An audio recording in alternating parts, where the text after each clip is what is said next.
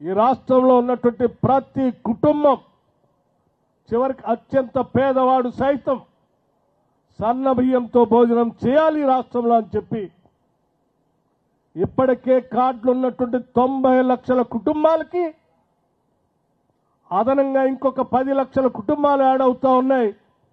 అంతిమంగా ఈ రాష్ట్రంలో 1 కోటి కుటుంబాలకి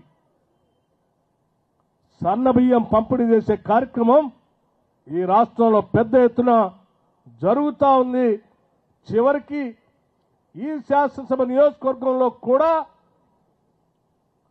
గతంలో ఉన్నటువంటి రేషన్ కార్డులు కాకుండా అదనంగా 11,659 కార్డుల్ని కొత్తగా ఇచ్చి వాళ్లకు కూడా సన్నబియ్యం ఇస్తా ఉన్నాం ఈ ప్రభుత్వం వచ్చిన తర్వాత. అంతేకాదు ఈ శాసనసభ నియోజకవర్గంలోనే గతంలో ఉన్నటువంటి రేషన్ కార్డులకు సంబంధించిన కుటుంబాలకు అదనంగా 2,147 మందిని కొత్తగా రేషన్ కార్డ్స్లో యాడ్ చేసి